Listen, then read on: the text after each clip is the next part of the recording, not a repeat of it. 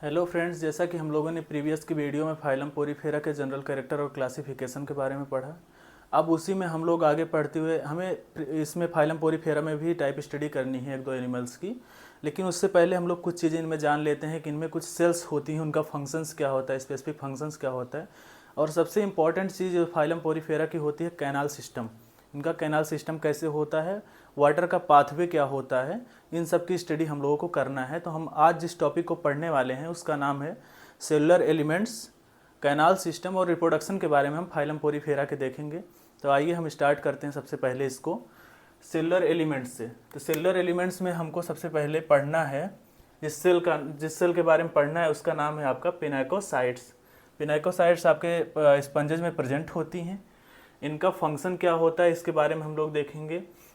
तो ये आपकी जो होती है, जैसे सभी एनिमल्स में होते हैं, एक्टोडर्म होते हैं, एंडोडर्म होती है, मेजोडर्म भी किसी किसी में होते हैं, ट्रिप्लोब्लास्टिक होते हैं, लेकिन इनमें मेजेनकाइम प्रेजेंट होती है। तो इनका जो एक्टोडर्म होता है, मैंने पहले भी बताया कि उसको पिनाकोडर्म बोलते हैं, और जो एंडोडर्म होता है उसको हम लोग कोएनोडर्म बोलते हैं। तो इनका जो पिनाकोडर्म होता है उसके एक्सटर्नल पार्ट पे, एक्सटर्नल लेयर पे आपकी पिनाकोसाइट्स प्रेजेंट होती हैं। पिनाकोडर्म के एक्सटर्नल पर आपकी पिनाकोसाइट्स प्रेजेंट होती हैं। नेक्स्ट हमें जिसको पढ़ना है उसका नाम है पोरोसाइट्स। पोरोसाइट्स आपकी क्या होती हैं, ये भी आपकी प्रेजेंट होती हैं स्पंजेज में। इनका जो फंक्शन होता है प्रोसोपाइल को बनाती हैं। प्रोसोपाइल जो होता है एक पोर होता है आपका, यहाँ से भी आप समझ सकते हैं POR दैट इज पोर। एक पोर को एक बनाती हैं जो प्रोसोपाइल आपका होता है। प्रोसोपाइल आपका जो होता है वो एक पोर होता है जो इनकरेंट कैनाल और रेडियल कैनाल को आपस में अटैच करता है। दैट इज जो वाटर का मूवमेंट होता है इनकरेंट कैनाल से रेडियल कैनाल में, वो प्रोसोपाइल के थ्रू होता है। तो ये आपकी जो पोरोसाइट सेल्स होती हैं ये आपके कैनाल सिस्टम में आपके प्रोसोपाइल को बनाती हैं। उसके बाद हम लोगों को जो आगे पढ़ना है वो पढ़ना है थर्ड सेल्स कोएनोसाइट्स के बारे में। कोएनोसाइट्स को मैंने बताया जैसे कि सभी एनिमल्स में एंडोडर्म होता है, इनमें उसी को हम लोग कोएनोडर्म बोलते हैं। कोएनोडर्म के जस्ट ऊपर कोएनोसाइट्स आपकी प्रेजेंट होती हैं जो कि एक फ्लैजलेटेड सेल होती हैं। कोएनोसाइट्स आपकी क्या होती हैं, एक फ्लैजलेटेड सेल होती हैं, और इनका भी फंक्शन बहुत ही इंपॉर्टेंट होता है। इनको हम लोग कॉलर सेल भी बोलते हैं। इनमें फ्लैजला होता है, इनको हम लोग कॉलर सेल भी बोलते हैं। यहाँ से भी क्वेश्चन आपका पूछा जाता है कि स्पंजेस के केस में कॉलर सेल किसे बोला जाता है। तो स्पंजेस के केस में आपके कोएनोसाइट्स को कॉलर सेल बोला जाता है, और इनका जो मेन फंक्शन होता है वो फूड के ट्रांसपोर्ट में होता है। वाटर के थ्रू, वाटर के साथ साथ ऑस्टिया के थ्रू जो फूड आता है वो कोएनोसाइट्स जो है उनका ट्रांसपोर्ट में हेल्प करती है। और injection of food, injection food को कैसे लोग लेते हैं उसमें भी इनका फंक्शन होता है। कोएनोसाइट्स आपकी जो होती है वो फूड के ट्रांसपोर्ट में भी हेल्प करती है और इंजेक्शन ऑफ फूड में भी हेल्प करती है। उसके बाद हमें जो नेक्स्ट देखना है वो अमीबोसाइट्स को देखना है। अमीबोसाइट्स आपकी चौथी सेल होती है। ये फ्रीली फाउंड होती है, फ्रीली प्रेजेंट होती है मेजेनकाइम में। जैसे इनमें तो मेजोडर्म तो प्रेजेंट नहीं होता है, इनमें मेजेनकाइम प्रेजेंट होती है एक्टोडर्म और एंडोडर्म के बीच में। तो ये मेजेनकाइम में आपकी फ्रीली प्रेजेंट होती हैं, और इनके स्ट्रक्चर और फंक्शन के आधार पर इनको कई तरीके से जाना जाता है अमीबोसाइट्स को आपके।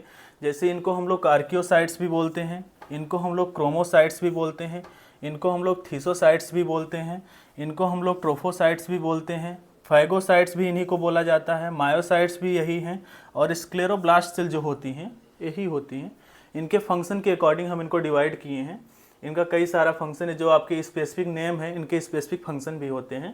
तो हम लोग वन बाय वन करके देखते हैं। जो आपकी आर्कियोसाइट्स होती हैं, बहुत ही इंपॉर्टेंट चीज़ है, यहाँ से आपका कई बार क्वेश्चन पूछा गया। जो आपकी आर्कियोसाइट्स होती हैं ये आपकी रीजनरेशन में हेल्प करती हैं, रीजनरेशन की जो प्रोसेस होती है उनमें हेल्प करती हैं, और ये आपकी टोटीपोटेंट सेल होती हैं। टोटीपोटेंट उन्हीं सेल को कहा जाता है जिनका मल्टी फंक्शन होता है, इनके एक से ज़्यादा मोर देन वन फंक्शंस जो क्रिएट करती हैं उनको हम लोग टोटीपोटेंट सेल बोलते हैं। तो ये आपके टोटीपोटेंट सेल होती हैं। यही आर्कियोसाइट्स आपकी स्पर्म का भी फार्मेशन करती हैं, यही ओवम का भी करती हैं, जेम्यूल का भी फार्मेशन करती हैं। तो इसीलिए इनको हम लोग totipotent that is multi function cells बोलते हैं। आर्कियोसाइट्स को रीजनरेशन में भी यही आपकी हेल्प करती हैं। आर्कियोसाइट्स आपकी क्या करती हैं, स्पर्म का फॉर्मेशन करती हैं, ओवम का करती हैं, जेम्यूल का भी करती हैं, और इनको हम लोग टोटीपोटेंट सेल बोलते हैं। नेक्स्ट हमें जो सेल देखना है अमीबोसाइट में वो आपका है क्रोमोसाइट। क्रोमोसाइट, क्रोमा दैट इज कलर, यहीं से रिप्रेजेंट होता है आपका। कि क्रोमा मतलब कलर होता ही है, तो कलर के लिए रिस्पॉन्सिबल होती हैं। स्पंजेज में कौन सा कलर होगा उसके लिए आपकी क्रोमोसाइट्स रिस्पॉन्सिबल होती हैं। उसके बाद हमें जो देखना है थर्ड सेल के बारे में, वो आपका है थीसोसाइट। थीसोसाइट सेल्स जो आपकी होती हैं, एक किस चीज़ के लिए रिस्पॉन्सिबल होती हैं, आपकी स्टोरेज के लिए रिस्पॉन्सिबल होती हैं। किसी चीज़ का स्टोर होना है उसके लिए कौन सी सेल होगी स्पंजेज में, थीसोसाइट होगी। तो आपका आर्कियोसाइट में हम लोग देखें टोटिपोटेंट फंक्शन होता है, क्रोमोसाइट्स कलर के लिए रिस्पॉन्सिबल होती हैं, थीसोसाइट आपकी स्टोरेज के लिए होती हैं। उसके बाद हम लोग चौथे नंबर पे देखते हैं ट्रोफोसाइट। ट्रोफोसाइट जो होती हैं वो आपकी नरिशमेंट के लिए रिस्पॉन्सिबल होती हैं, जो नरिश करती हैं। ट्रोफोसाइट्स आपकी नरिशमेंट के लिए रिस्पॉन्सिबल होती हैं। नेक्स्ट आपका फैगोसाइट्स है। फैगोसाइट्स आपको पहले से ही पता होगा, पैथोजेंस को किल करती हैं, इनको फैगोसाइट्स बोलते हैं। फैगोसाइट सेल्स आप लोग कई जगह और भी पढ़ चुके होंगे। तो पैथोजन की किलिंग के लिए जो रिस्पॉन्सिबल होती हैं वो फैगोसाइट्स होती हैं। उसके बाद आपका मायोसाइट्स है, जो क्या करता है, जो कॉन्ट्रेक्टाइल नेचर का होता है, जो आपका ऑस्टिया होता है, ऑस्कुलम होता है, उसको उसके डायमीटर को कॉन्ट्रैक्ट करता है। तो आपका मायोसाइट्स जो होती हैं कॉन्ट्रेक्टाइल नेचर की होती हैं, ऑस्टिया और ऑस्कुलम के कॉन्ट्रैक्शन के लिए रिस्पॉन्सिबल होती हैं आपकी मायोसाइट्स। नेक्स्ट हमें जो अमीबोसाइट्स में देखना है स्क्लेरोब्लास्ट सेल। स्क्लेरोब्लास्ट सेल जो होती हैं अभी बहुत इंपॉर्टेंट सेल हैं। ये आपकी स्केलेटन के लिए रिस्पॉन्सिबल होती हैं। स्केलेटन कौन सा बनेगा, जैसे हम लोगों ने बताया कि कैल्शियम कार्बोनेट का होगा तो कैलकेरियस बोलेंगे, सिलिका का होगा तो सिलिसियस बोलेंगे, स्पॉन्जिन फाइबर का होगा, स्पॉन्जिन फाइबर का भी बनता है। तो यहाँ पर जो आपकी स्क्लेरोब्लास्ट हैं ये भी 3 तरीके की होती हैं, जिसको हम लोग कैल्कोब्लास्ट बोलते हैं, सिलिकोब्लास्ट बोलते हैं या फिर स्पॉन्जियोब्लास्ट बोलते हैं। जब कैल्शियम कार्बोनेट की बात आएगी तो कैलकेरियोब्लास्ट बोलते हैं, जब सिलिका की बात आएगी तो सिलिकोब्लास्ट बोलते हैं, जब स्पॉन्जिन फाइबर की बात आएगी तो स्पॉन्जियोब्लास्ट बोलते हैं। तो आपकी ये सारी अमीबोसाइट्स की सेल्स हैं जिनका फंक्शन होता है, जैसे आर्कियोसाइट्स टोटिपोटेंट नेचर की होती हैं, मल्टी फंक्शन होते हैं, स्पर्म, ओवम और जेम्यूल के फॉर्मेशन में आपका हेल्प करती हैं। क्रोमोसाइट्स जो होती हैं कलर के लिए रिस्पॉन्सिबल होती हैं। थीसोसाइट आपकी स्टोरेज के लिए होती हैं। ट्रोफोसाइट्स जो आपकी होती हैं नरिशमेंट के लिए होती हैं। फैगोसाइट्स जो होती हैं पैथोजेंस को किल्स करती हैं। मायोसाइट्स आपका कॉन्ट्रैक्ट करती हैं उसको ऑस्टिया और ऑस्कुलम को। स्क्लेरोब्लास्ट जो होती हैं स्केलेटन के लिए होती हैं, 3 तरीके की होती हैं, कैल्कोब्लास्ट, सिलिकोब्लास्ट और स्पॉन्जियोब्लास्ट। तो हम लोगों ने अमीबोसाइट्स को पढ़ा। अब हम लोग इसमें जो देखेंगे इनके कैनाल सिस्टम के बारे में स्टडी करेंगे। बहुत ही इंपॉर्टेंट चीज़ है जो आपके पोरीफेरेंस में पाई जाती है। आपका जो फिजियोलॉजिकल जो प्रोसेस आपकी होती हैं कैनाल सिस्टम के ही थ्रू होती हैं, चाहे वो आपका डाइजेशन हुआ, चाहे एक्सक्रीशन हुआ, चाहे रिप्रोडक्शन हुआ, चाहे रेस्पायरेशन हो, जो भी प्रोसेस आपकी फिजियोलॉजिकल होती हैं वो यहीं से आपकी वेरी करती हैं, कैनाल सिस्टम से ही। मैंने पहले भी बताया आपको 3 तरीके के कैनाल सिस्टम आपके इसमें प्रेजेंट होते हैं फाइलम पोरीफेरा में। एक आपका पहला होता है एस्कॉन टाइप, दूसरा आपका होता है साइकॉन टाइप और थर्ड आपका होता है ल्यूकॉन टाइप। एस्कॉन टाइप जो आपका होता है प्रिमिटिव होता है, साइकॉन टाइप जो आपका होता है इसके कंपैरिजन में कॉम्प्लेक्स होता है, ल्यूकॉन टाइप जो आपका होता है मोर कॉम्प्लेक्स। तो 3 कैनाल सिस्टम होते हैं, एस्कॉन, साइकॉन और ल्यूकॉन, जिसमें आपका प्रिमिटिव, कॉम्प्लेक्स और मोर कॉम्प्लेक्स 3 तरीके के होते हैं ये। तो हम लोग 1 बाय 1 करके इनको पढ़ने वाले हैं। सबसे पहले हम लोग किसको देखेंगे, एस्कॉन टाइप कैनाल सिस्टम को देखेंगे। तो एस्कॉन टाइप कैनाल सिस्टम जो आपका होता है एक सिंपलेस्ट टाइप का कैनाल सिस्टम होता है, जो कि इसका बेस्ट एग्जांपल हम लोग देख सकते हैं किसको, ल्यूकोसोलोनिया। ल्यूकोसोलोनिया में आपके एस्कॉन टाइप का कैनाल सिस्टम पाया। यहाँ से क्वेश्चन पूछे जाते हैं कि ल्यूकोसोलोनिया में कौन सा कैनाल सिस्टम पाया जाता है, तो यहाँ से क्वेश्चन आपके बनते हैं। एस्कॉन टाइप का कैनाल सिस्टम आपके ल्यूकोसोलोनिया में प्रेजेंट होता है। इसको सिंपलेस्ट हम लोग इसलिए बोलते हैं क्योंकि इसमें जो वाटर का पाथवे होता है, जो वाटर करंट होती है, वो सिर्फ 3 स्टेप से होकर गुजरती है, इसलिए सिंपलेस्ट टाइप का बोलते हैं। जिसमें आपका जो इन्वॉल्व होता है 3 स्टेप्स, उसमें आपका ऑस्टिया होता है, स्पॉन्जोसील कैविटी होती है और ऑस्कुलम होता है। ऑस्टिया एक स्मॉल पोर होता है जिस तरफ से वाटर की एंट्री होती है, उसके बाद वो वाटर आपका स्पॉन्जोसील कैविटी में जाता है एंड देन आपका वो ऑस्कुलम के थ्रू बाहर चला जाता है। तो एक सिंपलेस्ट टाइप का हो गया, ऑस्टिया से स्पॉन्जोसील कैविटी में और स्पॉन्जोसील कैविटी से ऑस्कुलम के थ्रू वाटर एग्जिट हो जाता है। तो इसीलिए इसको हम लोग सिंपलेस्ट टाइप का कैनाल सिस्टम बोलते हैं, एस्कॉन टाइप को, जो कि आपके ल्यूकोसोलोनिया में पाया जाता है। इसकी जो इनर एपिथेलियम लाइनिंग होती है स्पॉन्जोसील कैविटी की, वो कंपोज्ड होती है आपके कोइनोसाइट्स से। कोइनोसाइट्स आपकी जो होती हैं फ्लैजेलेटेड सेल्स होती हैं जो कोइनोडर्म पर प्रेजेंट होती हैं। यहाँ से भी क्वेश्चन आपके पीजीटी में पूछे गए हैं कि inner epithelium line spongocoel cavity की एस्कॉन टाइप कैनाल सिस्टम में किस चीज़ से कंपोज्ड होती है? तो आपकी कोइनोसाइट्स से कंपोज्ड होती हैं। तो एस्कॉन टाइप कैनाल सिस्टम में हम लोगों ने देखा सिंपलेस्ट होता है, ल्यूकोसोलोनिया में पाया जाता है। 3 स्टेप से होकर वाटर का फ्लो इसमें होता है। इसमें आपका ऑस्टिया होता है, स्पॉन्जोसील कैविटी और आस्कुलम होता है। पहले वाटर ऑस्टिया के थ्रू स्पॉन्जोसील कैविटी में जाता है, फिर फ्लैजिलेटेड जो सेल्स होती हैं कोइनोसाइट्स वो उसका मूवमेंट कर देती हैं और वो आस्कुलम के थ्रू बाहर हो जाता है। और इनर एपिथेलियम लाइनिंग जो स्पॉन्जोसील कैविटी की होती है कोइनोसाइट्स से बनी हुई होती है। नेक्स्ट हम लोग जो कैनाल सिस्टम में देखेंगे वो साइकॉन टाइप सेकंड जो होता है, जो इसके कंपैरिजन में एस्कॉन के कंपैरिजन में आपका कॉम्प्लेक्स भी होता है। और इसका जो बेस्ट एग्जांपल है आपका साइकॉन है। क्या इतने यहाँ से देखिए आप कोरिलेट भी कर रहा है, साइकॉन जो है आपका वो साइकॉन टाइप कैनाल सिस्टम भी होता है, यहाँ से आपका कोरिलेट भी कर रहा है। और ग्रैंसिया, 2 एग्जाम्पल आपके होते हैं, एक साइकॉन एक ग्रैंसिया, जिसमें आपका साइकॉन टाइप का कैनाल सिस्टम पाया जाता है। एक कॉम्प्लेक्स होता है, क्यों, इसको हम लोग बताते हैं। इसमें जो आपका पाथवे होता है वो कई सारे स्टेप्स होते हैं। जैसे आपने एस्कॉन में देखा 3 स्टेप्स थे, वैसे आप जब इसमें साइकॉन में देखेंगे तो आपके 7 स्टेप जो मेजर होते हैं उसको हम लोग देखते हैं। पहले वाटर आपका ऑस्टिया के थ्रू, इसमें जो आपका इन्वॉल्व होता है ऑस्टिया होता है, इनकरेंट कैनाल होता है, प्रोसोपाइल होता है, रेडियल कैनाल होता है, उसके बाद एपोपाइल होता है, देन स्पॉन्जोसील कैविटी आती है, उसके बाद आस्कुलम के थ्रू वाटर बाहर हो जाता है। तो इसमें आपका जो होता है पहले ऑस्टिया से वाटर आता है, वाटर के साथ साथ फूड भी आते हैं। वाटर आता है, उसके बाद वो इनकरेंट कैनाल में जाता है, फिर इनकरेंट कैनाल से वो प्रोसोपाइल के थ्रू, जो कि एक पोर होता है, उसके थ्रू आपका रेडियल कैनाल में चला जाता है। फिर रेडियल कैनाल से आपका एपोपाइल, जो कि एक पोर होता है, उसके थ्रू आपका स्पॉन्जोसील कैविटी में चला जाता है। स्पॉन्जोसील कैविटी में जाने के बाद फिर वाटर वहाँ से मूव करके ऑस्कुलम के थ्रू आपका एग्जिट हो जाता है।